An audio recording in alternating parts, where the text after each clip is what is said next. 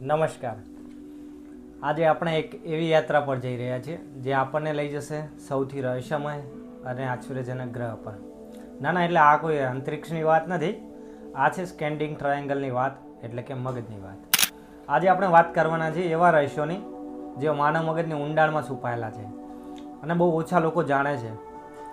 માનવ મગજ એક એવું સુપર કમ્પ્યુટર છે જે આપણા શરીરમાં બેસીને આપણી દરેક હરકત, દરેક વિચાર અને લાગણીઓને નિયંત્રિત કરે છે, જે તમને વિચારતા કરી દેશે કે આપણું મગજ ખરેખર આટલું અદ્ભુત છે. તો તૈયાર થઈ જાઓ આ રહસ્યમય જાણવા માટે. ચાલો શરૂઆત કરીએ. પહેલું છે મગજની અદ્ભુત શક્તિ.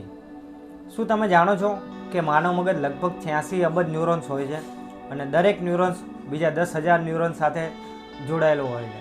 એટલે કે આ એક એવું નેટવર્ક છે જેની તુલના આપણે બ્રહ્માંડના તારાઓની સંખ્યા સાથે કરી શકીએ.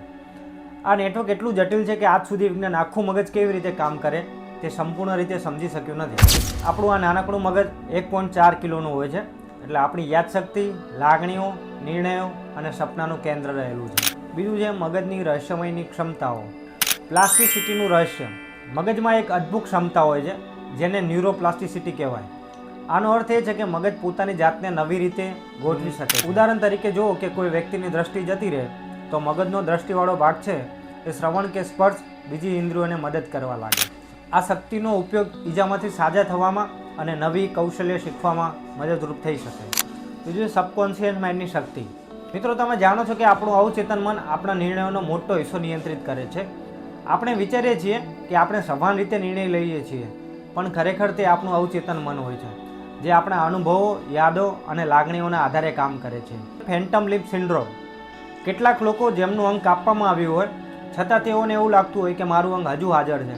તો એનું કારણ શું હોઈ શકે છે કે મગજમાં એ નકશો સેટ થયેલો હોય છે કે મારું અંગ હાજર છે. એના માટે આપણા મગજમાં વારંવાર એવું થતું હોય છે કે આ અંગ આપણે હાજરમાં છે અને તેમાં દુખાવો થાય છે, અને એટલે થાય છે કારણ કે મગજમાં તેનો નકશો સેટ થયેલો હોય છે.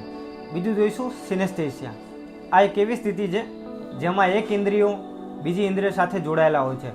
ઉદાહરણ તરીકે લોકો અક્ષરો કે શબ્દોને રંગો સાથે જોડતા હોય છે, એટલે કે તેઓ એ અક્ષરને લાલ રંગ તરીકે જુએ છે. આ રહસ્ય દર્શાવે છે કે મગજ કેટલું અનોખું હોઈ શકે. હવે જોઈશું સપનાનું રહસ્ય. આપણે દરેક રાત્રે સપના જોઈએ છીએ, પણ શા માટે? વિજ્ઞાનીઓ એવું માને છે કે આપણા સપનાને મગજની યાદોમાં ગોઠવવામાં આવે છે અને લાગણીઓને પ્રક્રિયા કરવામાં અને સમસ્યાઓને હલ કરવામાં મદદરૂપ થાય છે. પણ હજુ પણ સપનાનું સાચું કારણ એક રહસ્ય જ છે, જેના પર આપણે પહેલાંથી જ વિડીયો બનાવેલો છે.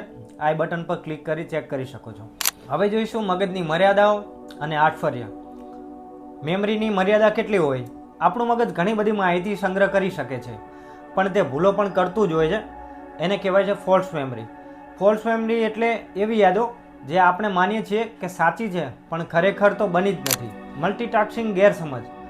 આપણે વિચારીએ છીએ કે આપણે એકસાથે ઘણું બધું કામ કરી શકીએ, પણ મગજ ખરેખર એક સમયે એક જ કામ પર ધ્યાન આપી શકે છે, કેમ કે મલ્ટીટાસ્કિંગ ફક્ત આપણી કાર્યક્ષમતા જ ઘટાડે છે. તો મિત્રો, આ હતી માનવ મગજની રહસ્યમય દુનિયા.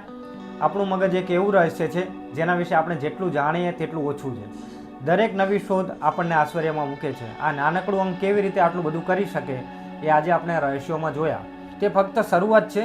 વિજ્ઞાન હજુ પણ આ મગજને ઊંડાણમાં સમજવાનો પ્રયત્ન કરી રહ્યું છે અને કદાચ ભવિષ્યમાં આપણને વધુ આશ્ચર્યજનક હકીકત જાણવા મળશે. જો તમને આ માહિતી રસપ્રદ લાગી હોય તો આ વાતને તમારા મિત્રો સાથે શેર કરો અને આપણા મગજની અદ્ભુત દુનિયા વિશે ચર્ચા કરો.